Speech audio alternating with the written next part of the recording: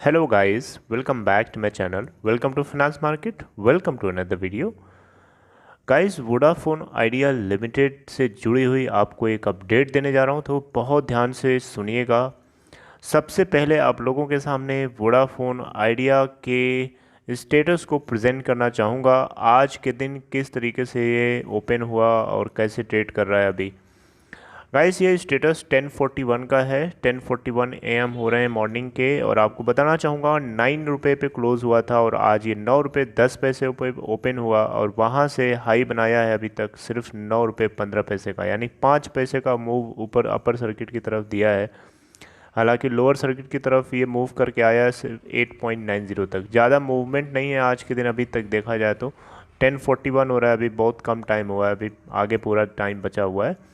Lower circuit 8.10 का लगा था, अपर सर्किट 9.90 का लगा था, और अभी तक जो टोटल वॉल्यूम ट्रेड हो चुका है 60.1 मिलियन, यानी 6 करोड़ 1,12,991। मार्केट कैप है 25,718.17। अब बात करते हैं कि वोडाफोन आइडिया लिमिटेड से जुड़ी हुई क्या खबर है।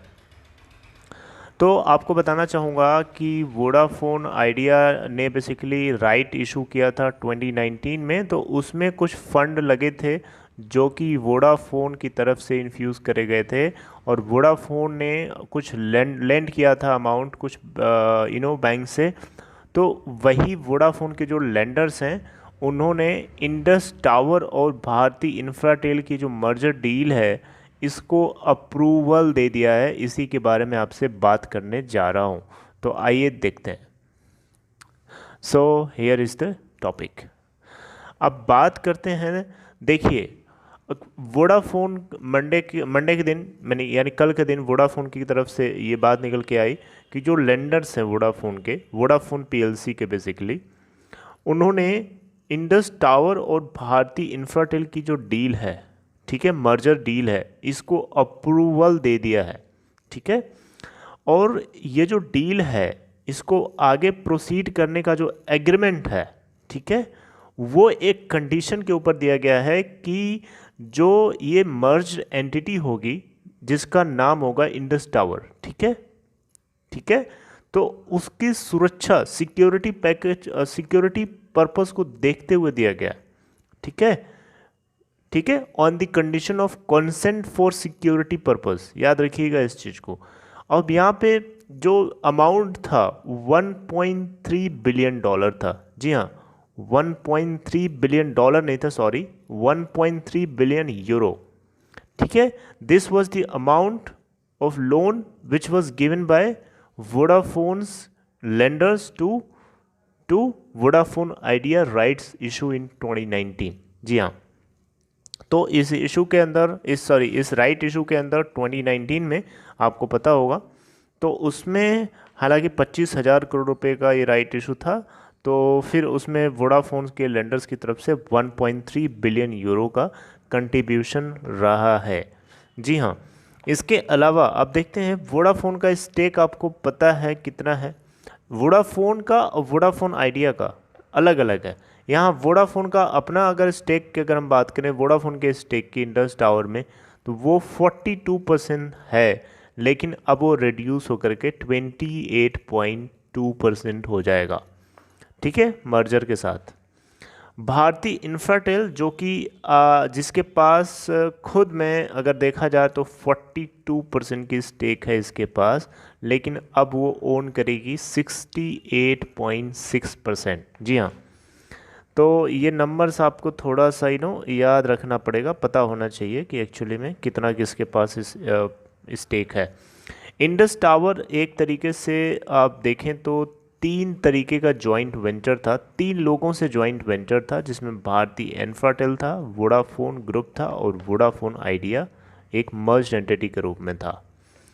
वोडा आइडिया का अपना 11.15% का जो इस इन्वेस्टमेंट है या स्टेक है, वो डाइवेस्ट करेगा मर्ज्ड एंटिटी के अंदर। डाइवेस्ट करने का मतलब ये होता है कि 11.15% का जो वोडा आइडिया का स्टेक है वो मर्ज्ड एंटिटी के अंदर छोड़ देगा, मतलब उसके बदले उसको पैसे मिल जाएंगे, ठीक है।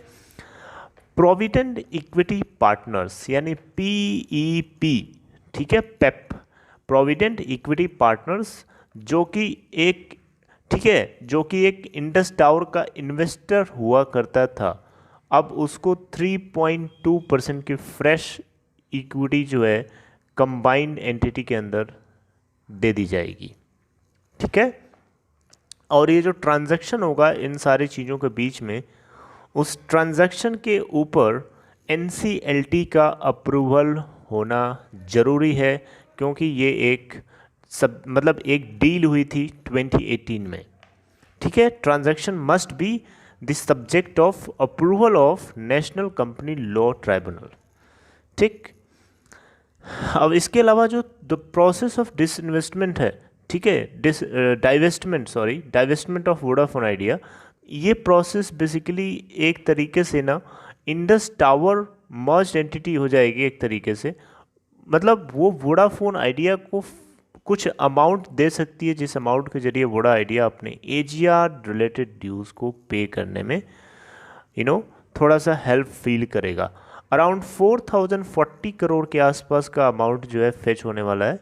जी हाँ, 4040 करोड़ रुपए जो है इनको यहाँ से मिलने वाले हैं 1 सितंबर को। हालांकि आपको पता है कि सुप्रीम कोर्ट ने 10 इयर्स का टाइम पीरियड दिया हुआ था इन एजीआर ड्यूज़ को पे करने के लिए, तो उसमें से वोडाफोन आइडिया को 50,000 के आसपास अभी पे करना है ऑलमोस्ट, और 7,800 करोड़ के आसपास का अमाउंट जो है वो वोडाफोन आइडिया ने पे कर दिया है।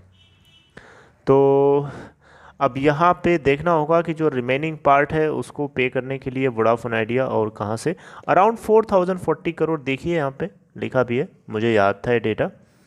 Okay, so this is all about this video. तो इसमें आपको क्या पता चला? इसमें यही पता चला कि वोडाफोन आइडिया का जो अपना 11.15% का स्टेक है वो 4040 करोड़ रुपए के आसपास फेच करके इसको देने वाला है, जो कि जीआर ड्यूज़ को पे करने में एक मदद मिलेगी।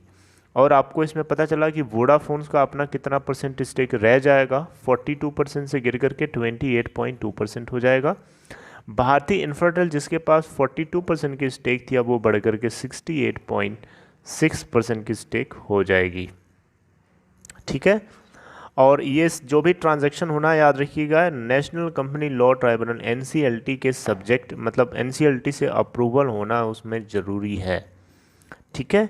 और यहाँ पे एक तरीके से देखें तो ये जो इंडस टावर बनेगा ये एक दुनिया का सबसे बड़ा टावर होगा, सबसे बड़ी टावर कंपनी होगी, सबसे ज़्यादा नंबर ऑफ टावर्स इनके होंगे पूरी दुनिया में, I think next after the China.